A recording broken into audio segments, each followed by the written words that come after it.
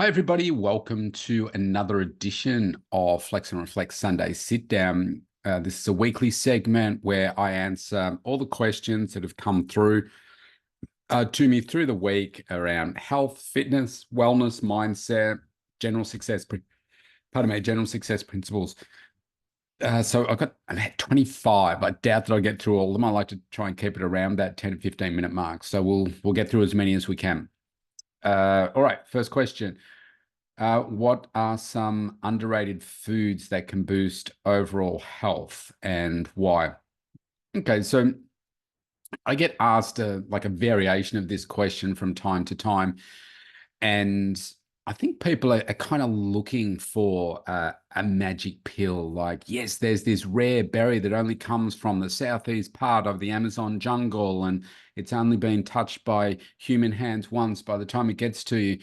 Uh, I think the best thing that I can say, if I've said that most underrated food or foods, is plant-based food. Now, I'm not talking about needing to become vegan or vegetarian. It's just that I did a podcast on the Mental Toughness and Body Show a few weeks ago called that we were way healthier in the 1970s because our food has changed, our food's been genetically modified. But if you think about the lifestyle, like I'm 56 in a few weeks' time. So when I was like in the 70s, like I'm born in 68. So by 78, like I'm 10, I can still remember the planting the vegetables in a huge vegetable garden with my dad, watering them, picking them, eating them, all that kind of stuff. They used to use the old Fowler's jars, and like you put the glass bottles with the lids on and the clips, and boil them for a certain amount of time at a certain temperature, and preserve them for like 6 months, 12 months, something like that. We used to do that with tomatoes. We used to do it with fruits as well, and if we got together socially with other families, everybody brought say a casserole along, and you knew that whether you liked the flavors or not, that it was home cooked with home like fresh ingredients and that kind of stuff. More and more people now are eating more processed food, Uber Eats, Menulog, any of those, DoorDash, those sorts of things, and most people are not asking for highly nutritious meals to be delivered. It's normally highly processed stuff. So we're living in more and more of a processed environment ecosystem within our own health, where it's sugars, it's fats, it's very, very low in plant-based food. Now, I would say if the globe just ate more plant-based food, it would go a long, long way to help solve the overweight and obesity problems, because it's something like 85% of Australian adults do not eat the recommended daily intake of vegetables and fruits. People tend to more do fruits, but we need more vegetables than fruits, and we just need to do something about it. So the most underrated foods in my mind is plant-based food, right? Because it's got a lot of fiber. So think about this. You have got this fibrous food, let's say it's the size of your fist in your stomach. As you drink more water, add more fluid to it, it expands. So what does that do? Now you've gone from this to about this inside your tummy. So you're fuller for longer. What does that mean? Well, one, it also stabilizes your blood sugars because it's not a sugary food, and your body can take the time to digest it. You get an extra metabolic boost from that burn of the processing the fiber. And what's the alternative? Most people eating that high calorie, highly processed food with sugars and everything spikes your blood sugars really quickly, comes down really fast, and then you find that you're still hungry because they're not fibrous foods. So I could talk about this for the whole session, but plant-based food, right? That has multiple health benefits for you. Just find the ones that you enjoy. 5 to 7 serves a day. That's what we want. Okay. How do you manage to prevent burnout while maintaining a high level of physical activity? One of the things that you will learn the more focused you are on your health is how your body responds. And certainly as you get older, like it takes me longer to recover between workouts now than it did, say, when I first started training. That's just because just takes longer. The testosterone levels drop. I need a little bit more sleep now to recover a little bit more. And so I think in order to prevent burnout, I think don't think, all right, I need to get in shape. I'm going to train 7 days a week or 6 days a week. Don't do that. Like what is healthy and sustainable for most people is 3 days a week of strength training. Do a bit of walking on the days in between. Don't set yourself up for failure right from the very beginning. So, don't make your workload so big. Let's say you've been doing nothing and now the workload, well, like it's up here, it's so huge. It's like you're doing 4 or 5 strength workouts a day. They're taking like 75, 90 minutes to complete. You're doing a heap of cardio 3 or 4 times a week as well to burn like 500 calories. And you're going to find that that's such a hit for your body and it's not sustainable. So why even go there? My suggestion is let's find those things that are healthy for you and let's do it in a sustainable way. And then recover. So 3 sessions a week and just get out and do, if you're just starting, get out and do some walking every day. 20 minutes, just get out and walk, get the the joints moving, the blood circulating. If you can, do it outside because it's better for your mental health as well, just to be out in the nature's environment and so forth. And what was the other thing I was going to say? Sleep. Sleep is a super critical one. So if you've increased your say workout intensity, and you are only getting around 6 hours sleep, I'd suggest that at some point you're going to burn out. You probably need more than that, 6.5 to 7. Depending on your age, you may need a little bit more than that. I can survive on 6 hours quite comfortably, but if I get 7, I perform way better. And the challenge is not getting up early. The challenge is going to bed early enough so that you can get up early and then being able to get that restful sleep, hopefully uninterrupted for that period of time. But they're my tips in doing that. Okay. What are the latest breakthroughs in health science that could revolutionize our approach to wellness? Well, look, I don't know. Look, the biggest thing that's probably happened in the health space, I think, is more of the AI tools that we have available to us to play Google Doctor or ChatGPT Doctor or AI Doctor, and trying to find ways to help improve our health that way. I mean, I haven't seen any apps or anything like that that's like, oh wow, that's going to completely change our life.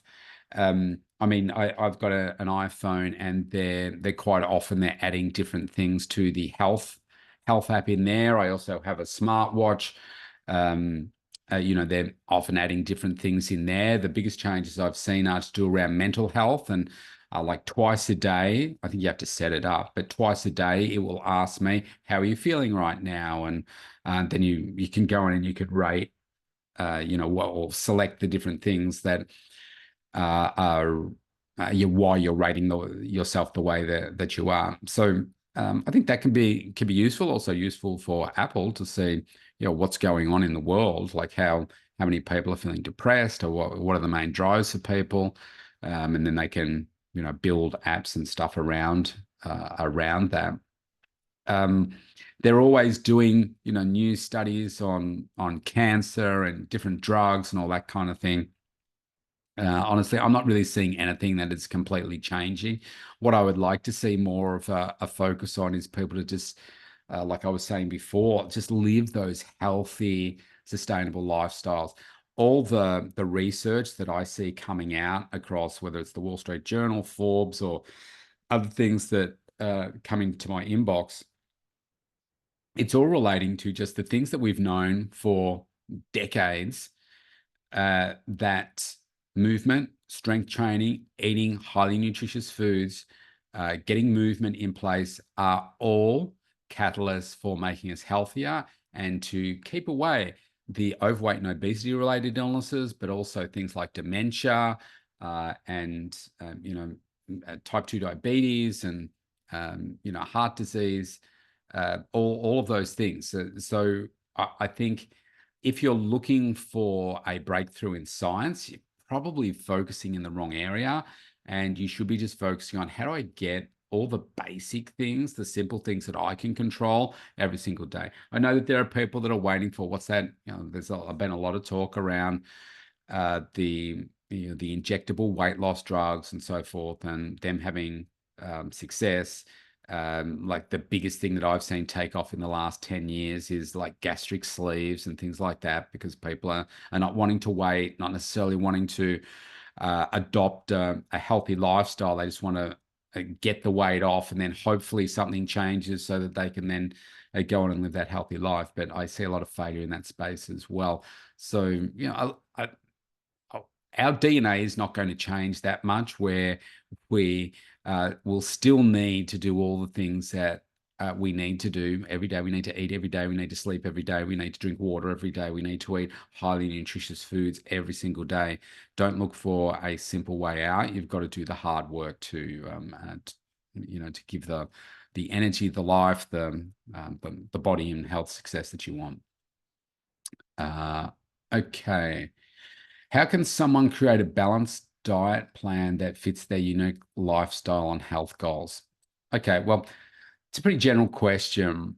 The way I would answer that is that why people work with me is because I create a tailored meal plan based on where they are, their individual health issues, and what's their timeline to get there.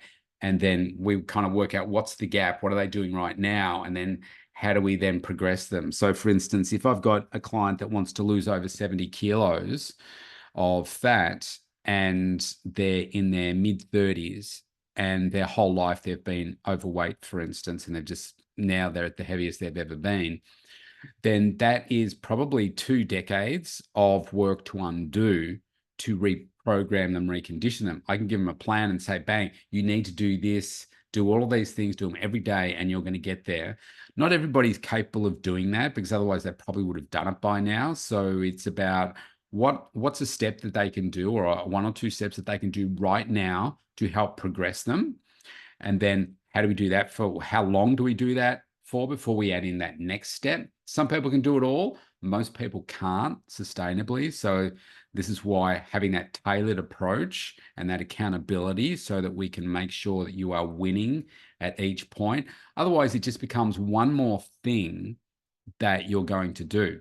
So a balanced diet plan for me is something that is it's got the right amount of protein, right amount of plant-based food, right amount of high energy food in there as well. You are eating frequently throughout the day.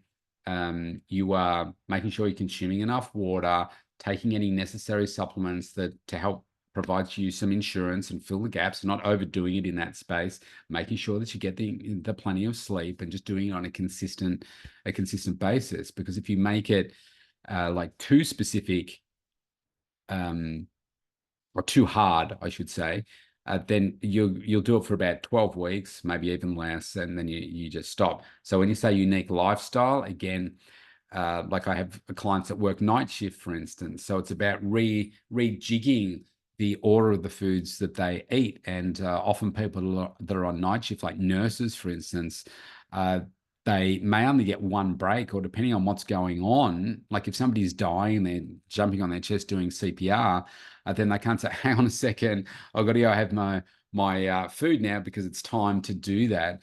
And so it's teaching them some strategies over time as to, well, how can they get in, say, a couple of snacks, or a snack at least, on a shift, and then, before the shift, straight after the shift, that kind of stuff. So we just want to be eating balanced nutrition, being consistent, and making it work for you, so that you can do it on a sustainable basis and don't make it extreme. Just having a look at the time there. All right, I'll go through one more question. Let's see. No, maybe I'll go to here's one. What are the most effective recovery techniques for post-workout soreness?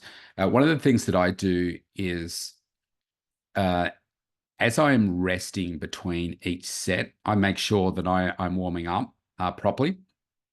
Actually, I'll cover that as the last question. Somebody asked about that. So in between each set, I will stretch. So like this morning, for instance, I trained legs. So I will stretch my quads. I will stretch my hamstrings. I'll have a drink. Um, and I will normally have 1 to 90 seconds to 2 minutes rest when I'm training legs. And then I'll jump back in and do another set. I'll stretch after every single set. And what that means is that I'm keeping the like the muscles supple, the tendons, particularly hamstrings. My hamstrings can be tight, so making sure that I stretch those and don't just stretch the front of my legs. That's really important. And then what I do afterwards is, so after I fuel myself on a leg day, I try and get out for a 4 to 5 kilometer walk, which helps get the lactic acid out of my legs because my legs can feel quite heavy after a workout. And now that I'm sitting down, I have done a 4 kilometer walk this morning. My legs are starting to feel heavy because it was a big workout.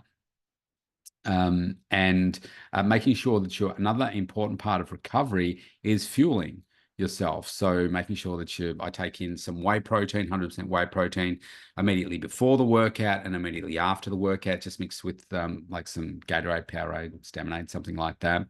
Not too much because you can get too bloated. And then I have a whole, like a whole food meal with plenty of protein in it then. And I've just finished my last one for a 3-hour training block that I use.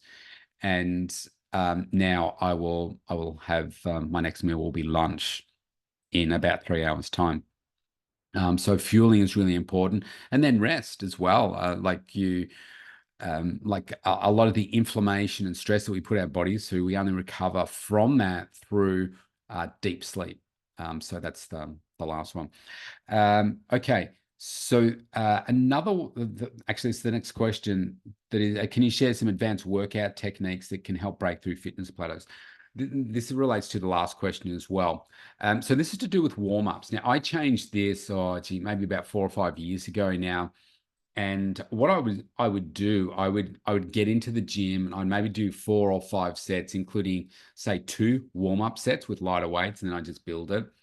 Where I started to really break through is I would do 5 warm-up sets, and I would start like this. Let's say it's legs, like I did this morning. So I warm up on 80 kilos on the leg press. Now that may not be right for you, but it's a lighter weight for me. So I'll do 12 on that, and then the next set I'll just add normally a plate or 2, depending on my program. I'll do 7 on the next set. I'll get off, I'll stretch, do those things about 2 minutes. I'll go again, I'll do 5. Just I'm adding like a plate or 2 each time. I'll do 5. And then the next set, and set number 4, I'll do 3. And then set number 5, I'll get off and stretch and do all those things. And the next set will be 1. Okay. And that number 1 should be the heaviest set that you did on your last workout for legs. So for me today, that was just 140 kilos. Now I go up to like 300 kilos in the peak of my training, but today it was just 140 kilos. And so I'll do that by 1. I'll get out, I'll stretch, I'll give myself the rest and everything. And then I'm going to do 2 working sets at that and heavier. So I'll do 12, just in where I am in my cycle at the moment. I'll do 12 reps. Get out, stretch, rest. I'll jump in, add some weight, and I'll do 12 reps again. And what that has done for me is by the time you get to do the first set of 12, you're really warmed up, right? But the key is starting at the right spot, ending at the right spot. And obviously, the heavier you get, like let's say I was going to 300, I might still start with a warm up at 80 or 100. And then it's just like I might be adding a couple of plates each time. Otherwise you're just not going to get there, and you're going to have a big jump from like, okay, I'm at 100 kilos, next set I'm going to do 1 by 300. That's too dangerous. That's not going to work. So that has really helped my training, and I only do it on the very first exercise of the whole workout. So because I'm already warmed up by then, I won't do it. Say I go to the next exercise, I don't need to warm up again. Let's say it's a chest day, I'll do the same with the chest. If it's a back day, I might start with lat pull down, and I'll do the same thing with that. I might start on 80 pounds or 40 kilos, and then I'll do 12, just to go over it again, 12, 7, 5, 3, 1, 5 warm-up sets, then you're done. Then do 12 on the next set of the heaviest weight that you've just done, okay, or done on the last workout. And that has really helped me accelerate, be injury free, because most people don't warm up adequately when they're doing it. Some people might, like jump on the treadmill and do that kind of stuff. But unless you're warming up the muscles properly, like just walking, running, whatever, is not going to do it in the same way. So you need to be careful. And that has really helped me like really progress in terms of the strength side of things for my workouts. All right, I'll carry over the remaining questions. I don't know how many got through there, about 7 or so. Thanks for all the questions again. And I will see you next week. Have a great week, everybody. Stay focused. See you next time.